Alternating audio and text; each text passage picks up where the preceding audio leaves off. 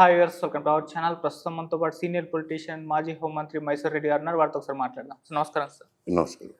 Sir, deputy సీఎంగా నారా లోకేష్ గారిని చేయాలని చెప్పేసి టీడీపీ క్యాడర్ అంతా కూడా భావిస్తుంది. చంద్రబాబు నాయుడు గారికి అప్లికేషన్స్ పెట్టేసుకుంటుంది. ఆయన పైన ఒక ప్రెషర్ కూడా క్రియేట్ చేస్తున్నట్టుగా మనకు కనిపిస్తుంది. వరుసగా ఒక్కొక్కరు బయటకు వచ్చేస్తున్నారు, డిప్యూటీ సీఎంగా చేసేయాలంటున్నారు. ఇటు జనసేన వైపు నుంచి కాస్త అసంతృప్తి వ్యక్తం చేస్తున్నారు. నారా లోకేష్ గారిని డిప్యూటీ సీఎంగా చేయడం అంటే పవన్ కళ్యాణ్ గారిని కాస్త తక్కువ చేసినట్లే అన్నట్టుగా వీళ్ళు భావిస్తున్నారు. సార్, మరి డిప్యూటీ సీఎంగా నారా లోకేష్ గారిని నియమించడం పట్ల మీ ఒపీనియన్ ఏంటి సార్? ఇప్పుడు డిప్యూటీ చీఫ్ మినిస్టర్ అనేది రాజ్యాంగబద్ధమైన పోస్ట్ కాదు, మామూలుగా హోదానే. హోదా కూడా ఆయన మంత్రివర్గ బాధ్యతలను నిర్వర్తించుతారే తప్ప డిప్యూటీ సీఎంగా అదనపు బాధ్యతలు ఏమి ఉండవు. ఆయన జనసేన పార్టీ నాయకుడు కాబట్టి ఆయనకు డిప్యూటీ చీఫ్ మినిస్టర్ ఇవ్వటం న్యాయమే. ఎందుకంటే కోయిలేషన్ నడుపుతున్నారు కదా. ముందు అయితే బీజేపీ జనసేన కోయిలేషన్లో ఉన్నారు. తర్వాత జనసేన తెలుగుదేశం పార్టీకి చంద్రబాబు నాయుడుకు దగ్గర అయినప్పుడు పవన్ కళ్యాణ్ ఇంట్రెస్ట్ తీసుకొని బీజేపీని కూడా ఒప్పించడం జరిగింది. ఇది జరిగిన తర్వాత కూటమిగా ఏర్పడినారు, ఎన్నికల్లో విజయం సాధించారు. దానివల్ల పవన్ కళ్యాణ్ జనసేన వల్ల అటు తెలుగుదేశం బెనిఫిట్ పొందినారు, కేంద్రంలో ఎన్డీఏ కూటమి కూడా బెనిఫిట్ పొందినారు. డిప్యూటీ చీఫ్ మినిస్టర్ ఇచ్చినారు. ఇప్పుడు నారా లోకేష్ కు డిప్యూటీ చీఫ్ మినిస్టర్. దానికి చంద్రబాబు నాయుడు ఆలోచించాల్సిన విషయం అది.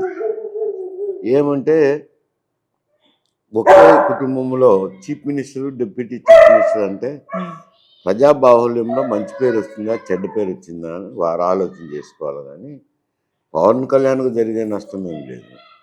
తెలుగుదేశం పార్టీకి లాభమా నష్టమని బేరీజ్ వేసుకోవాల్సిన అవసరం ఉంది.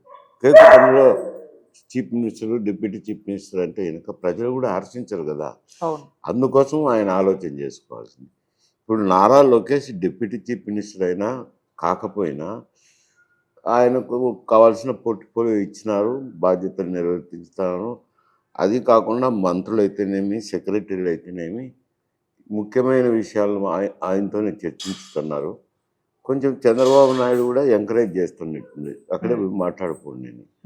అందువల్ల ముఖ్యమంత్రి గారు లేకపోయినా, డిప్యూటీ ముఖ్యమంత్రి కాకపోయినా, మంత్రి క్యాబినెట్ మంత్రి అయినా కానీ ఆయన ఇంపార్టెన్స్ ఆయన క్యాబినెట్లో ఉంది, క్యాబినెట్లో కానీ పరిపాలనలో కానీ ఉంది. అటువంటిప్పుడు ఆయన కావాలని ఏదో అది గౌరవప్రదమైన పదం తప్పనించి అంతకు మించి ఏం లేదు, పవర్ ఏమి ఉండదు దాంట్లో. ఇప్పుడు లోకేష్ డిప్యూటీ చీఫ్ మినిస్టర్ కంటే ఎక్కువ పవర్లో ఉన్నారు క్యాబినెట్ మినిస్టర్ అయినా కానీ. ఎందుకంటే ముఖ్యమంత్రి గారి కుమారుడు కాబట్టి ఆయన ఎంకరేజ్ చేస్తున్నారు కాబట్టి పరిపాలనకు సంబంధించిన విషయాలు కూడా ఆయనతో ఇతర శాఖలు కూడా డిస్కస్ చేస్తున్నట్టున్నారు. అందువల్ల అది ఇచ్చినా ఒకటే, ఇవ్వకపోయినా ఒకటే.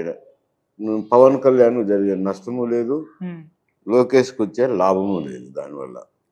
అంటే సార్, పవన్ కళ్యాణ్ గారు డిప్యూటీ సీఎం చాలా దూకుడుగా వెళ్తున్నారు, లైమ్ లైట్ లో ఉండడం చూస్తున్నా. మొదటి నుంచి కూడా చాలా యాక్టివ్ మోడ్ లో ఉన్నారు.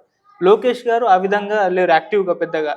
అయితే ఇది అంటే టీడీపీ క్యాడర్ని కాస్త నిరాశకు లోన్ చేసింది. పవన్ కళ్యాణ్ గారు ఎదిగిపోతున్నారు, లోకేష్ గారు ఎదగడం లేదు, ఆయనకు సరైన గుర్తింపు రాలేదు. సో డిప్యూటీ సీఎంగా చేస్తే ఇటు పవన్ కళ్యాణ్ గారు దూకును తగ్గించవచ్చు, ఈయనకు కాస్త లైమ్ లైట్ లో ఉంటారు అని చెప్పేసి ఒక భావన ఫీల్ అయ్యి ఈ విధంగా రిక్వెస్ట్ అయితే పెడుతున్నారు. అదే అంత దూరం అనుకోను నేను. ఎందుకంటే పవన్ కళ్యాణ్ సినిమా హీరో, చిత్ర పరిశ్రమ నుంచి వచ్చినాడు కాబట్టి ఆయన ఇమేజ్ ఆయనకు ఉంది. అందువల్ల ఆయన ఏదైనా స్పందించితే ప్రజల్లో ఎదురు చూస్తుంటారు ఏం స్పందించుతారని. ఇక్కడ లోకేష్ గారు తండ్రి చాటు బిడ్డ అయిపోయినారు, ఒక మంత్రి అయినారు. ఆయన తండ్రి నీడ పడుతుంది కదా, దానివల్ల ప్రెస్లో అంత అట్రాక్ట్ కాలేకపోవచ్చు. ఇతని సినిమా హీరో ఒకటి, తర్వాత వాక్చాతుర్యం ముందు మాట్లాడుతుంటాడు కాబట్టి ఈయనకు ప్రాచుర్యం వచ్చినచ్చు. ఆయనకు అయితే అధికారం అనుభవిస్తుండేది మాత్రం లోకేషే ఎక్కువ అనుభవిస్తున్నాడు.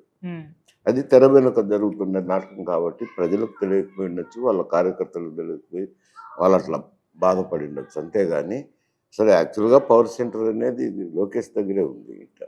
ఓకే. సార్ ఇదంటే లోకేష్ గారిని డిప్యూటీ సీఎంగా చేయాలన్న ఆలోచన అంటే కింది స్థాయి నాయకుల నుంచి అప్లికేషన్స్ వస్తున్నాయి కదా!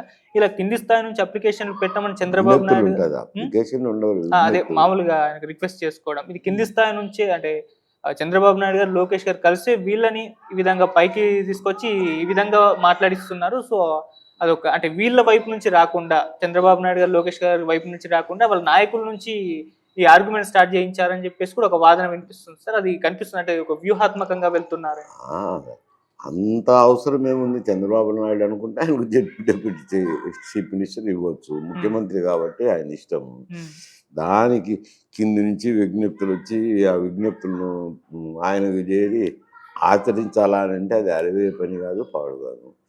అది ఏదో వాళ్ళల్లో సహచరుల్లో మాట్లాడాల్సింది, వాళ్ళు చర్చించుకోవాల్సింది, తీసుకోవాల్సిన నిర్ణయం. కానీ కింది నుంచి విజ్ఞప్తులు పోయిన దానివల్ల జరుగుతాయని నేను అనుకోవటం లేదు. ఓకే సరే, జనసేన నుంచి వస్తే కాస్త అసంతృప్తి వ్యక్తం చేస్తున్నారు. కొంతమంది నాయకులు బయటకు వచ్చి కూడా మాట్లాడడం చూస్తున్నాము. దీని పట్ల ఇటు టీడీపీ వాళ్ళు కూడా ఒక రకంగా రియాక్ట్ అవుతున్నారు. అంటే లోకేష్ గారిని డిప్యూటీ సీఎం చేయడం అనేది టీడీపీ వ్యవహారం, జనసేనకి ఏంటి సంబంధం అన్నట్టుగా వాళ్ళు మాట్లాడుతున్నారు. ఒక వారైతే క్రియేట్ అయింది. టీడీపీకి సంబంధం అని కాదు, కూటమి ప్రభుత్వం అది. అవును, కూటమి ప్రభుత్వంలో ఉన్నప్పుడు కూటమిలోని ఇతర నాయకులను కూడా మాట్లాడాల్సిన ధర్మం అయితే ముఖ్యమంత్రి గారి మీద ఉంది, చర్చించాల్సిన అవసరం.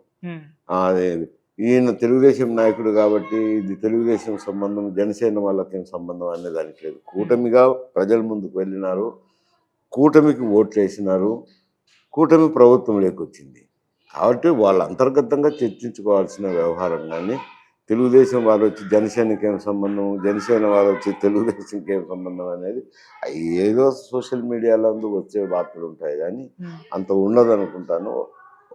ఏదైనా ఉంటే వాళ్ళు చర్చించుకుంటారని నేను బహుశా అనుకుంటున్నాను, నాకున్న రాజకీయ పరిజ్ఞానం మేరకు. అంటే వీళ్ళు జనసేన వాళ్ళు కూడా ఒక ఆర్గ్యుమెంట్ చేసేస్తున్నారు. సో డిప్యూటీ సీఎంగా మీరు లోకేష్ గారిని చేసుకోండి, సీఎంగా పవన్ కళ్యాణ్ గారిని చేసి గవర్నర్గా చంద్రబాబు నాయుడు గారిని చేయండి అన్న ఒక ఆర్గ్యుమెంట్ని వీళ్ళు పైన తీసుకొచ్చి పెడుతున్నారు. అన్ని ఆర్గ్యుమెంట్లు అంతే, ఎవరినేది గవర్నర్ చేయాల్సింది కేంద్ర ప్రభుత్వము, సీఎం చేయాల్సింది ఇక్కడ కూటమి పార్టీలు. ఇవన్నీ అవే పనులు కాదు, ఊరికి ఆర్గ్యుమెంట్లు సేపు ఉంటాయి అంతే. ఓకే సార్, ఇటు అంబటి రాంబాబు గారు కూడా ఒక ప్రెస్ మీట్ పెట్టి దీని గురించి మాట్లాడారు. డిప్యూటీ సీఎంగా లోకేష్ గారిని వద్దు అని చెప్పేసి అమిత్ షా గారు చెప్పారు. అదే మొన్న మీటింగ్లో తేలింది. మాకున్న ఇన్ఫర్మేషన్ ప్రకారం అమిత్ షా గారు వద్దన్నారు డిప్యూటీ సీఎంగా లోకేష్ గారిని అని చెప్పేసి ఆయన వర్షన్ అయితే చెప్పారు. మరి అది పొలిటికల్ వర్షన్ అనుకోవచ్చా, లేకపోతే నిజంగా అమిత్ షా గారు వద్దని చెప్పి ఉండొచ్చా సార్? అమిత్ షా ఇప్పుడు ఎందుకు ఇన్వాల్వ్ అవుతాడు? అమిత్ షాను ఎవరు అడిగింటారో అమిత్ షాను వద్దని ఆయన ఎందుకు చెప్తారు? చర్చలు వాళ్ళ వరకు పోయి డిస్కషన్ జరిగితే ఏమన్నా వాళ్ళ అభిప్రాయాలు వెలుబుచ్చవచ్చు, కానీ లేకుండానే ఊరికి వద్దని ఎవరికి చెప్పరు అనుకుంటాను. కేంద్ర హోంమంత్రిగా ఉన్నటువంటి వ్యక్తి ఇందులో జోక్యం చేసుకుంటారని నేను అనుకోవటం లేదు. అది ఎందుకంటే వైఎస్ఆర్సీపీ నుంచి మాట్లాడింటారు. ఆయన మాట్లాడినప్పుడు ఎట్లయినా గేలి చేయాలనో ఎగతాళి చేయాలనో ఏదో ఒకటి ఆరోపణలు చేయాలని రాంబాబు గారు అటువంటి ఆరోపణలు చేసింటారు అనుకుంటారు. ఎందుకంటే కేంద్ర మంత్రి మాట్లాడిన మాటలు రాంబాబు గారికి అట్లా తెలుస్తాయి. ఓకే సార్, ఇటువంటి నిర్ణయాలు అనేవి అంటే కింది స్థాయి నుంచి రావడం మనం చూస్తున్నాం కదా, ఇదేమన్నా కూటమిలో చిచ్చు పెట్టే అవకాశం ఏమన్నా కనిపిస్తుందా సార్? అంత దూరం పోతుంది అని నేను అనుకోవడం లేదు. ఎవరో కింది స్థాయి నాయకులు కార్యకర్తలు మాట్లాడే మాటలు కానీ అవి పై స్థాయిలో జరుగుతున్న చర్చలు కాదు కదా.